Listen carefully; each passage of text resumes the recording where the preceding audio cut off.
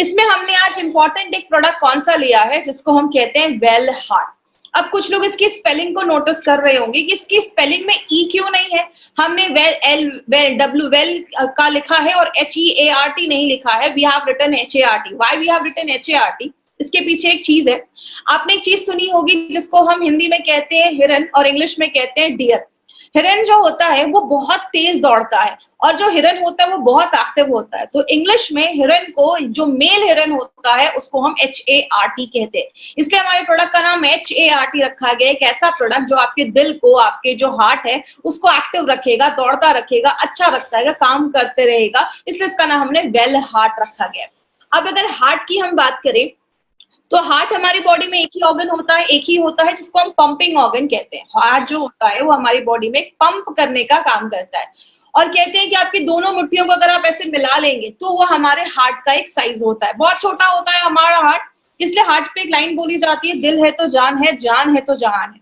Heart एक ऐसी चीज होती है जो दिन भर में 1 लाख से ज्यादा बार वो धड़कता है और 1 मिनट में 60 से 80 बार, 60 to 80 टाइम्स वो धड़कता है। आपको एक इंटरेस्टिंग चीज बताऊं, हार्ट जो है हमारा वो दिन भर में 2000 गैलन वो जो खून है उसको पंप करने में मदद करता है। तो आप ये सोच लीजिए हमारी बॉडी में 5 से 6 लीटर खून होता है, उसको कितनी बार वो पंप करता होगा, तब जाकर 2000 लीटर गैलन ये पंप करता है ब्लड। मतलब क्या है कहने का, एक छोटा सा हार्ट है जो इतने सारे काम करता है। तो अगर बात करें तो इसका खास ख्याल रखना बहुत ज्यादा जरूरी है, क्योंकि अगर सिंपल सी एक चीज है, हार्ट एक मस्कुलर ऑर्गन होता है, मतलब ये मांसपेशियों से बना है और ये कब से धड़क रहा है, जब से वो अपनी माँ के वूम्ब में है, जब से अब अपनी माँ के गर्भ में, तब से ये हार्ट धड़कना स्टार्ट हो जाता है और जब तक इस दुनिया में तब तक धड़कता है। हमारी बॉडी के बहुत सारे ऑर्गन्स तो रेस्ट भी लेते हैं, लेकिन यही एक ऑर्गन है जो रेस्ट नहीं लेता है। तो इसका खास अटेंशन देना, इसको खास ध्यान देना बहुत ज्यादा जरूरी है।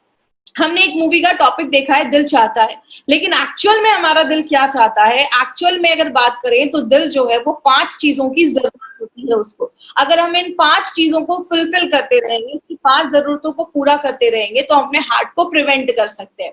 हमने ट्रेनिंग में हमेशा जो टॉपिक्स थे बस उस पर बात किया था। आज हम थोड़ा सा डिटेल में जाकर बात करेंगे। तो आज थोड़ा कुछ ऐसी चीजें थोड़ा डिटेल में जाकर बात करेंगे, तो थोड़ा ध्यान से समझिएगा, क्योंकि आज कुछ मेडिकल के ऐसे भी शब्द आने वाले हैं, लेकिन मैं कोशिश करूंगी एकदम सिंपल से सिंपल लैंग्वेज में आपको मैं समझाऊं। तो पहली जरूरत क्या है, उसकी मांसपेशियां मजबूत होनी चाहिए। कैसे होंगी वो सब अभी मैं डिटेल में जाकर बात करूंगी। दूसरा होता है उसकी जो ब्लड वेसल्स है, जो जिसमें खून जा रहा है, जो नलियां हैं खून की, जो हमारे ब्लड वेसल्स हैं, उनमें कोई क्लॉगिंग या कोई भी चीजें ब्लॉक नहीं होनी चाहिए, ब्लॉकेज नहीं होना चाहिए।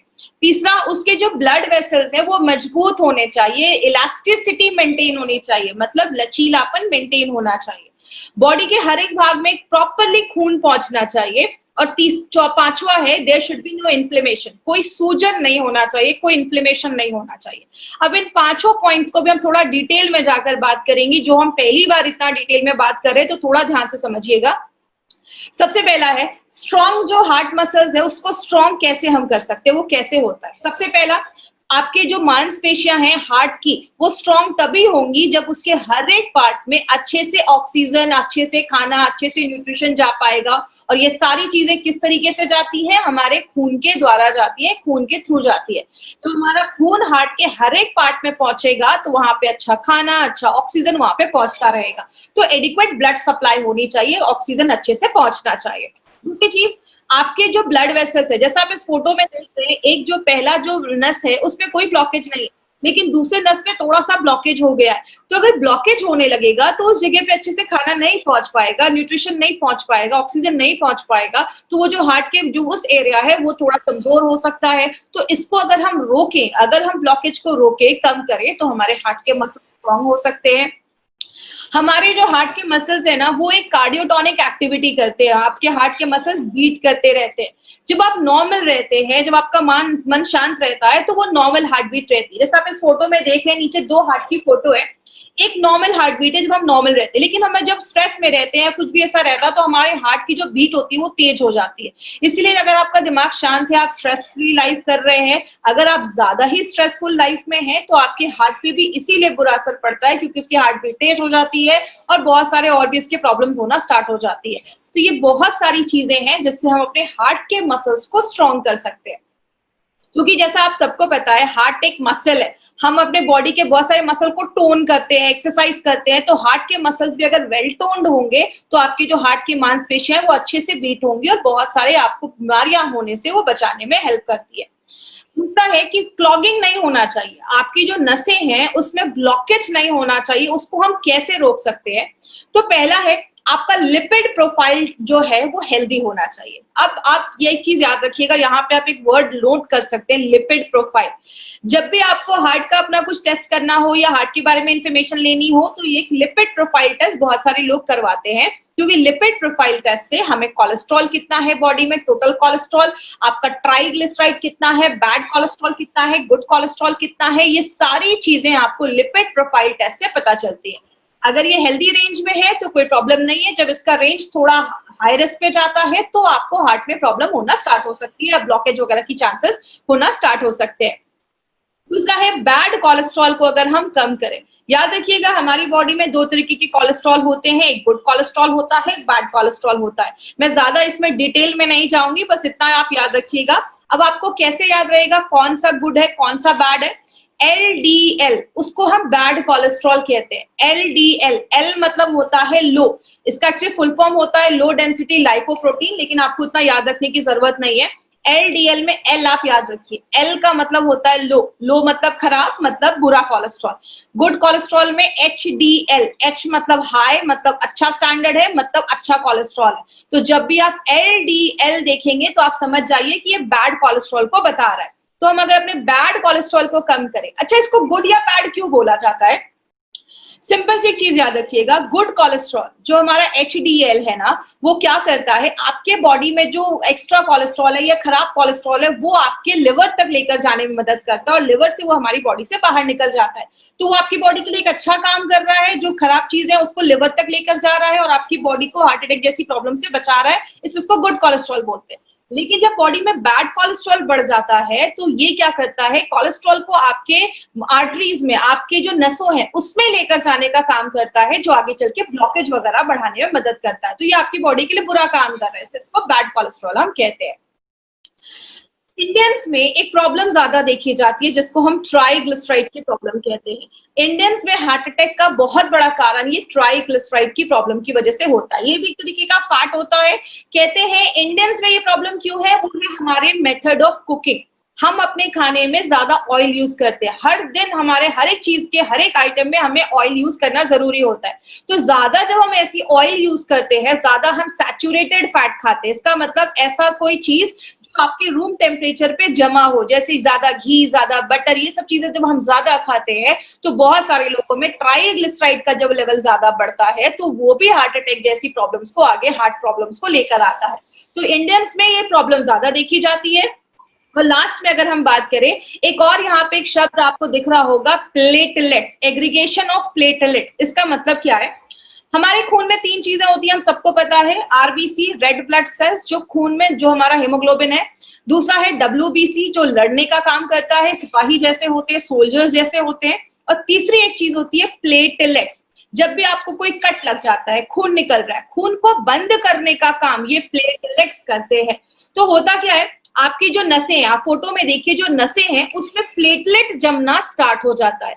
तो प्लेटलेट जब जमने लगता है तो आगे चल के ब्लॉकेज होने लगता है। इसीलिए हमारी बॉडी को अगर हम नेचुरल प्लेटलेट एग्रीगेशन इनहिबिटर, जिसको हम PAI कहते हैं, अगर हम वो प्रोवाइड करें तो ये ब्लॉकेज से भी हम बच सकते हैं। जैसे कि एग्जांपल, प्लेटलेट एग्रीगेशन का मतलब जमा होना और इनहिबिटर का मतलब रोकना। कोई ऐसी चीज जो आपके प्लेटलेट को जमा होने से अगर रोकती है तो वो नेचुरल तरीके से आपके ब्लड, जो आपका जो ब्लॉकेज वगैरह है, उसको हम रोक सकते हैं। तो ये कुछ तरीके हैं जिससे हम अपने जो ब्लॉकेज है उसको कम कर सकते हैं। लिपिड प्रोफाइल को हेल्दी रखना है, बैड कोलेस्ट्रॉल को कम करना है, ज्यादा ऑयली चीजें नहीं खानी है, और कोई ऐसी चीज जो आपके प्लेटलेट को जमने से रोके।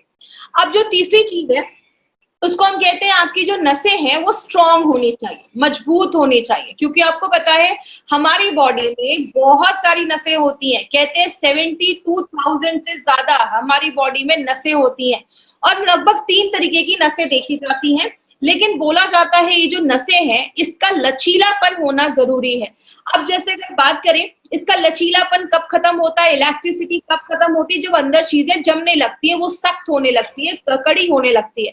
तो इसका लचीलापन अगर बरकरार रहेगा, नसों का लचीलापन बरकरार रहने से क्या होता है, आपके शरीर के हर एक भाग में खून पहुंचेगा। इसको अगर हम हार्ट जैसा फोटो में देख रहे हैं, धीरे धीरे उसमें अंदर चीजें पीली पीली जमने लग रही है, मतलब वो जो ब्लड वेसल्स है वो आपका हार्ड होना स्टार्ट हो गया है। और इंडियंस में एक प्रॉब्लम क्या देखी जाती है, इंडियंस में वेस्टर्न कंट्रीज के हिसाब से जो ब्लड वेसल्स होते हैं, जो खून की नलियां होती हैं, वो थोड़ी सी नैरो होती हैं, पतली होती है। इसलिए इंडियंस में ब्लड प्रेशर और अगर बात करें कार्डियक प्रॉब्लम, हार्ट की प्रॉब्लम की केसेस ज्यादा देखे जाते हैं और दूसरी वेस्टर्न कंट्रीज के पॉपुलेशन के कंपैरिजन में, इसीलिए इंडियंस में ये इश्यूज ज्यादा देखा जा रहा है। चौथा जो तरीका है उसको हम कहते हैं प्रॉपर सर्कुलेशन होना चाहिए। आपकी बॉडी में हर जगह खून का संचरण होना चाहिए, खून पहुंचना चाहिए। कहते हैं 3 तरीके के ब्लड वेसल्स होते हैं हमारी बॉडी में। एक होता है आर्टरीज। आर्टरीज क्या करता है, आपके पूरे शरीर से खून, आपके जो हार्ट से खून लेकर पूरे शरीर में लेकर जाता है। और आर्टरीज के जो खून होते हैं उसमें ऑक्सीजन होता है, मतलब आपने जब सांस लिया ऑक्सीजन हमारे फेफड़ों में गया, फेफड़ों से क्या होता है, वो ऑक्सीजन जो ब्लड होता है वो आपके हार्ट में जाता है और हार्ट क्या करता है, उस ब्लड को जो ऑक्सीजन वाला है वो पूरे बॉडी में आर्टरीज के द्वारा पहुंचाने का काम करता है। अब आपके जो वेन्स होते हैं, नसें होती है, जैसा आप अपने हाथ में देखेंगे तो आपको अपनी ब्लू ब्लू नसें दिखती हैं आपके हाथ के ऊपर। ये क्या होता है, ये जो कार्बन डाइऑक्साइड हमारी बॉडी में जो बन रहा है, ये नसें वो कार्बन डाइऑक्साइड वाले खून को लेकर आपके फिर से हार्ट की तरफ जाती हैं और फिर वो आपके लंग्स तक पहुंचता है और लंग्स से वो कार्बन डाइऑक्साइड हमारे बॉडी से बाहर निकल जाता है। लेकिन कुछ पतली पतली भी नसें हमारे शरीर में होती है, जैसे आपकी आंख के पास की नसें, हाथ पैर की एंड की नसें में बहुत पतली नसें होती हैं जिनको हम कैपिलरीज भी कहते हैं। ये आपके बाल जितनी पतली नसें होती हैं, तो आप समझ सकते हैं कि इतनी पतली नसें भी हमारी बॉडी में है। तो आपके जो ऐसे जो ऑर्गन है जहां पे बहुत पतली पतली नसें हैं, वहां पे ये जो कैपिलरीज है वो आपका ऑक्सीजन पहुंचाने में मदद करती है और वहां से कार्बन डाइऑक्साइड जो है वो आपके वेन्स तक पहुंचाने में मदद करती है, जिसको हम माइक्रो सर्कुलेशन भी कहते हैं। जैसा आपने ध्यान दिया होगा, अगर आपने ध्यान से सुना होगा, मैंने आयुष श्वास में मुनक्का के ऊपर बात किया था कि मुनक्का हमारी बॉडी में माइक्रो सर्कुलेशन को बढ़ाता है, मतलब आपकी बॉडी के छोटे से छोटे पार्ट में भी ऑक्सीजन, न्यूट्रिशन, खाना पहुंचाने में मदद करता है। तो इसीलिए हमारी अगर कैपिलरीज मजबूत है तो हमारे शरीर के हर एक भाग में ऑक्सीजन पहुंचने में और खाने पहुंचने में प्रॉब्लम नहीं होगी। तो प्रॉपर सर्कुलेशन होना बहुत ज्यादा जरूरी है।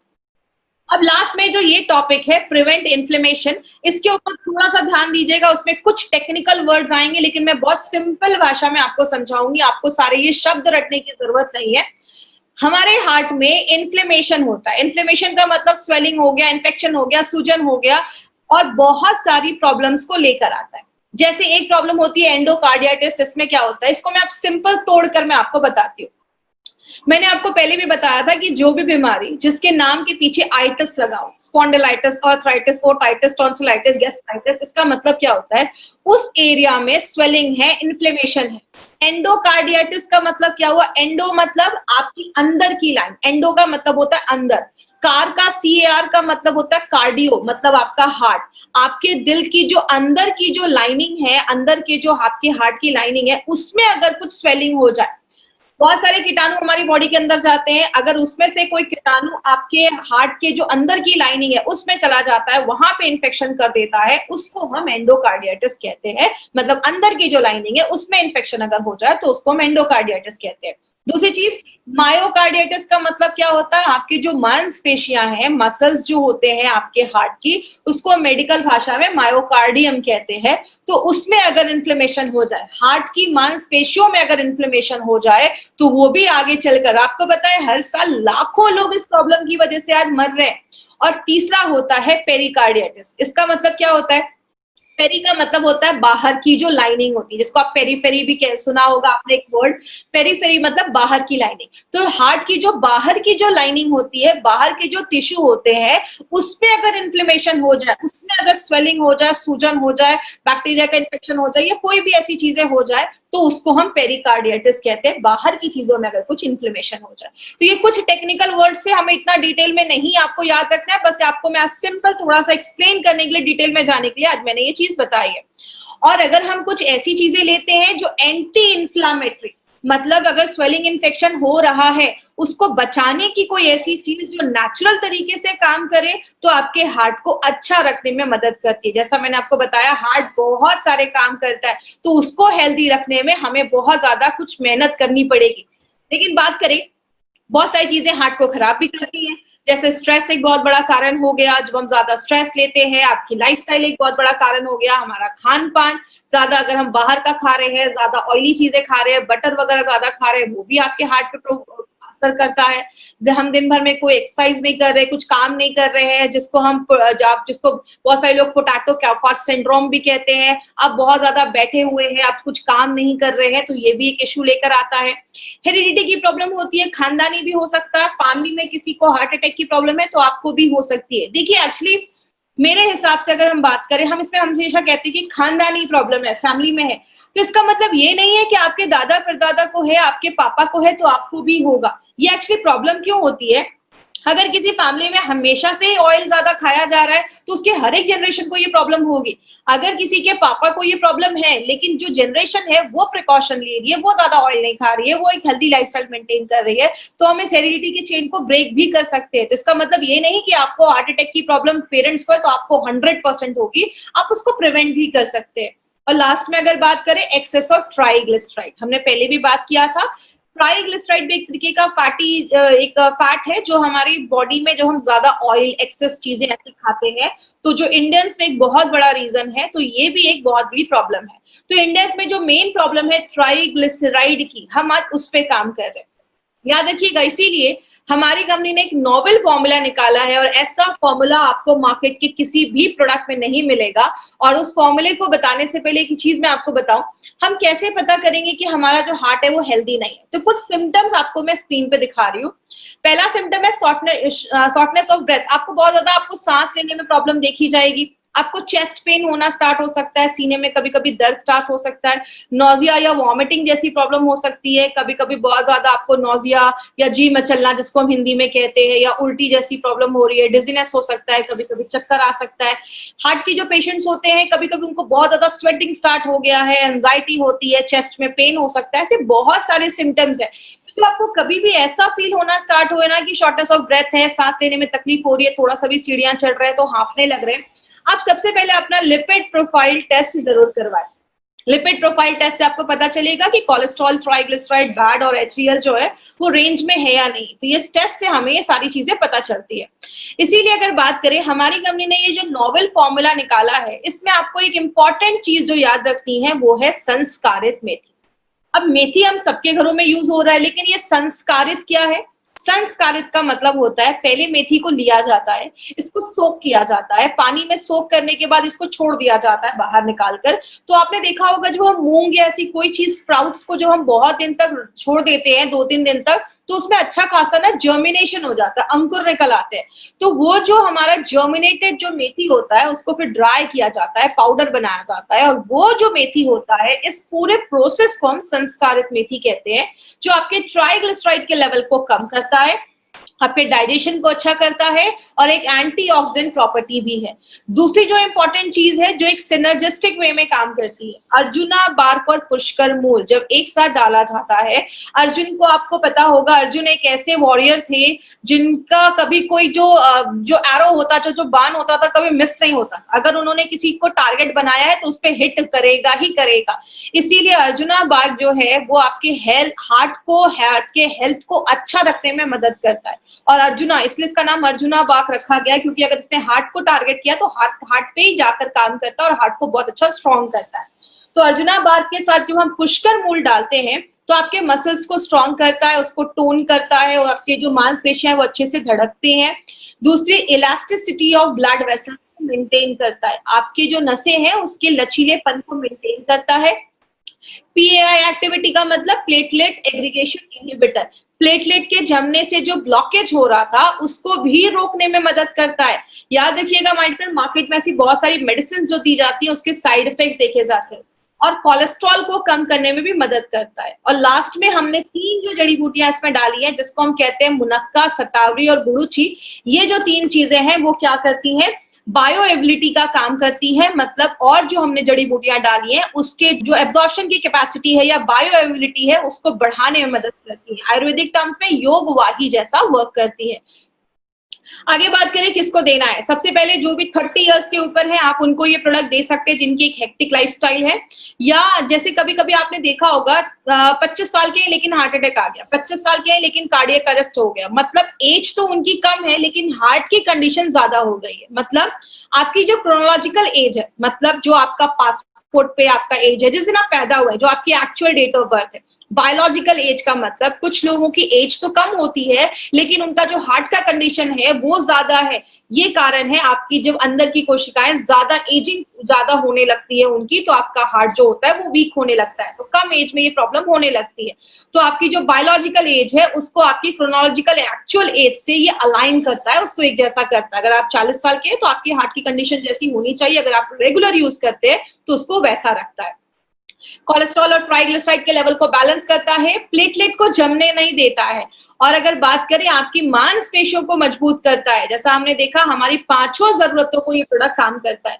और याद रखिएगा मार्केट में ऐसी कोई भी मेडिसिन नहीं है, मार्केट में आपके खून को पतला करने के लिए एस्पिरिन जैसी मेडिसिन दी जाती है, प्लेटलेट को कम करने के लिए एंटी प्लेटलेट वाली मेडिसिन भी दी जाती है तो प्लेटलेट को जमने नहीं देती है, बीटा ब्लॉकर्स जैसी मेडिसिन दी जाती है जो आपके हार्ट को थोड़ा सा स्लो कर देती है, जिसके साइड इफेक्ट्स देखे जाते हैं अगर आप लंबे समय तक यूज कर सकते हैं, और आपकी आर्टरीज में जमने से उसको हार्ड होने से रोकता है।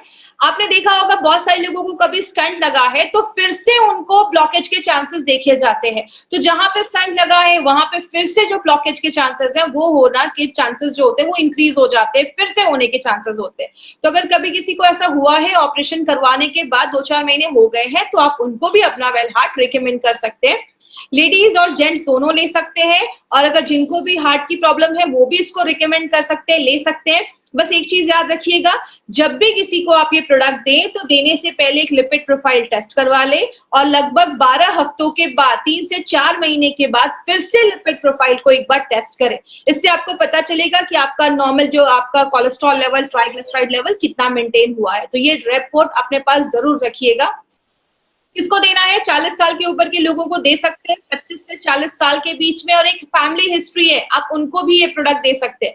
हल्का फुल्का हार्ट का इशू लगता है, जैसा मैंने आपको जो सिम्टम्स बताए, शॉर्टनेस ऑफ ब्रेथ है या चेस्ट पेन है, उधर भी आप दे सकते हैं, और जितनी जल्दी आप स्टार्ट कर देंगे उतना आपके लिए अच्छा है। तो 25 साल के भी हैं अगर आप तो भी साल में इसको 3-4 महीने ले सकते हैं।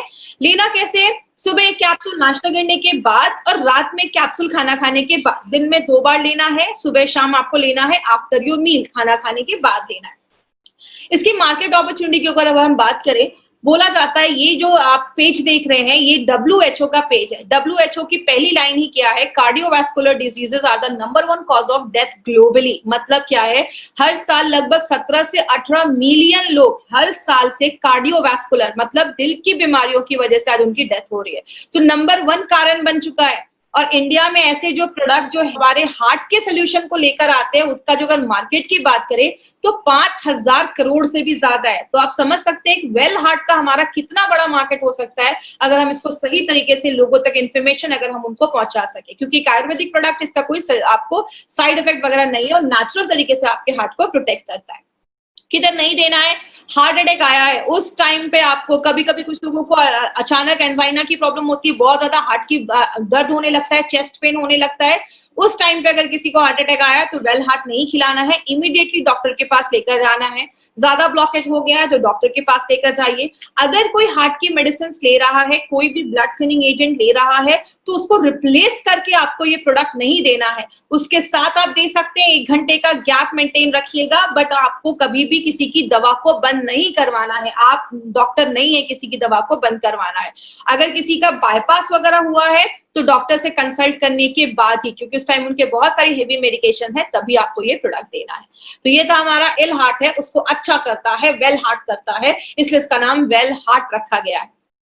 अब 2-3 ऐसे पॉइंट्स के ऊपर मैं बात करूंगी। सबसे पहला, हमने इसमें गोल्डन वेजिटेरियन कैप्सूल्स का इस्तेमाल किया है। आप सबको पता है मार्केट में जो कैप्सूल्स होते हैं वो नॉन वेज के बने होते हैं। हमारा जो कैप्सूल्स है वो वेज का बना हुआ है। वेज जो कैप्सूल्स होते हैं वो 6 गुना ज्यादा महंगे होते हैं, 6 टाइम्स ज्यादा कॉस्टलियर होते हैं मार्केट के नॉनवेज के कैप्सूल से। नॉनवेज की कैप्सूल्स की अगर बात करें तो उसमें मॉइस्चर ज्यादा होता है। मॉइस्चर का मतलब नमी ज्यादा होती है। मैं हमेशा एक एग्जांपल देती हूँ, गीला कपड़ा, सूखा कपड़ा। गीले कपड़े में कीड़े मकोड़े जल्दी लगेंगे, सूखे कपड़े में कुछ नहीं होगा। तो इसीलिए जिसमें मॉइस्चर ज्यादा है उसके खराब होने के चांसेस भी ज्यादा होते हैं, इसीलिए बैक्टीरिया की कोई गारंटी नहीं होती। और अगर टेम्परेचर हाई है तो साइज को डिफॉर्म, कैप्सूल्स के साइज चेंज होने के भी चांसेस देखे जाते हैं, जो वेज कैप्सूल्स में नहीं है। इसीलिए हमारी कंपनी कभी भी क्वालिटी से बार्गेनिंग नहीं करती है माय डियर फ्रेंड। हमारी कंपनी है जो वेज कैप्सूल्स, हमारे एक एक प्रोडक्ट जो आपको मिलेंगे सब में वेज कैप्सूल्स है। तो जो जैन है उनके लिए सूटेबल है, जो लोग नॉनवेज नहीं खाते उनके लिए तो बहुत अच्छी चीज है ये। दूसरी चीज, हमारे हर एक प्रोडक्ट में नोवेल कॉम्बिनेशन के इंग्रेडिएंट्स डाले गए।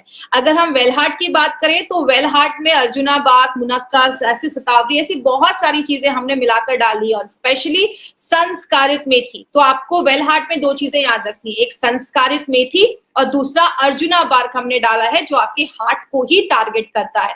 तो हर एक प्रोडक्ट में हमने नोवेल कॉम्बिनेशन के इंग्रेडिएंट्स डाले हैं। और लास्ट में अगर हम बात करें, हमें ये जितने भी हमारे एलिमेंट्स के प्रोडक्ट्स हैं सबको आयुष का सर्टिफिकेशन मिला है, और वो भी आयुष का स्टैंडर्ड नहीं, प्रीमियम मिला है।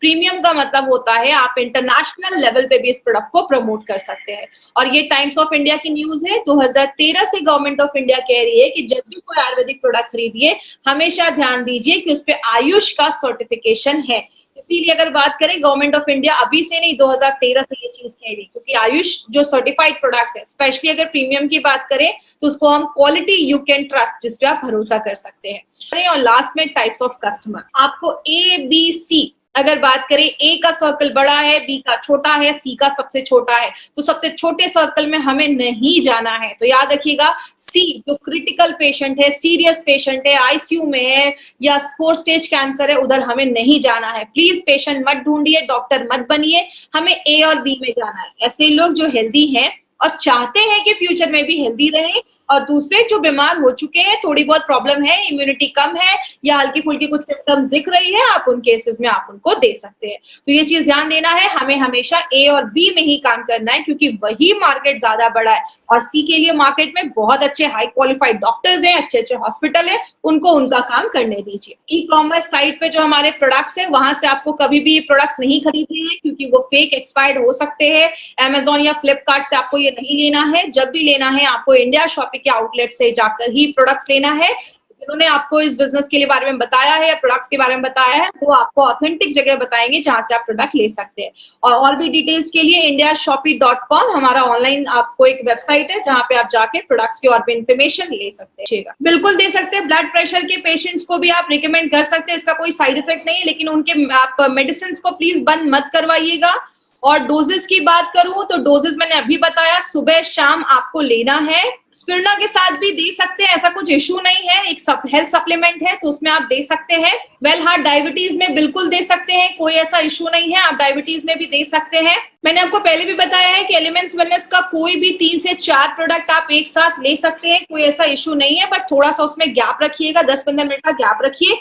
अगर आप डेली टॉक्स के साथ वेल हार्ट ले रहे हैं तो आप 10-15 मिनट के बाद ले सकते हैं। डोजेज मैंने अभी बताया, सुबह 1 कैप्सूल नाश्ता करने के बाद और रात में 1 कैप्सूल खाना खाने के बाद। ब्लड प्रेशर की प्रॉब्लम है, हाई लो, आप दे सकते हैं, कोई आपके हार्ट को मसल्स को स्ट्रॉन्ग करेगा, इसका कोई साइड इफेक्ट नहीं है। किसी का ओपन हार्ट सर्जरी 4 साल पहले, वहां अगर अब इतने साल पहले हुआ है तो आप बिल्कुल दे सकते हैं, एज अ प्रिवेंशन ये काम कर सकता है। अभी मैंने बताया स्पिरुलिना के साथ भी दे सकते हैं, ब्लड प्रेशर में भी दे सकते हैं, कोई ऐसा प्रॉब्लम नहीं है। वेल हार्ट को मिनिमम 3 से 4 महीने तक आप लगातार ले सकते हैं, कोई ऐसा इश्यू नहीं है। देखिए, अगर कभी कभी जो हमारे चेस्ट में पेन होता है तो हमारे हाथ और पैरों तक, हाथ तक बॉडी में, जो बॉडी के अलग पार्ट है उसमें भी पेन पहुंचता है। तो अगर ऐसा कुछ सिम्टम है और आपकी एज 25-30 साल के ऊपर है तो आप बिल्कुल साल में 4 महीने इसको एज अ प्रिकॉशन ले सकते हैं। अगर कभी किसी को स्टंट वगैरह लगा है और ऑपरेशन हुए टाइम हो चुका है तो आप प्रिवेंशन के लिए भी ले सकते हैं, जैसा मैंने बताया, उसमें भी ये आपको फिर से होने के चांसेस से प्रिवेंट करेगा, अगर आप अच्छी लाइफस्टाइल भी इसके साथ फॉलो कर रहे हैं तो ही। नॉर्मल लोग भी इसको बिल्कुल ले सकते हैं। मैंने आपको पहले ही बताया, हमारे जो भी प्रोडक्ट है सारे वेलनेस पे काम करते हैं, वो सब नॉर्मल लोगों के लिए ही है, तो कोई भी नॉर्मल लोग इसको ले सकते हैं। मैंने पहले ही बताया 25 साल के ऊपर है, लेना स्टार्ट कर सकते हैं। 24 साल के लिए भी डोजेस वही है, 24-25 साल के भी है तो आप डोजेस वही लीजिए, कोई इश्यू नहीं है। आप सुबह एक कैप्सूल नाश्ते करने के बाद और रात में एक कैप्सूल खाना खाने के बाद।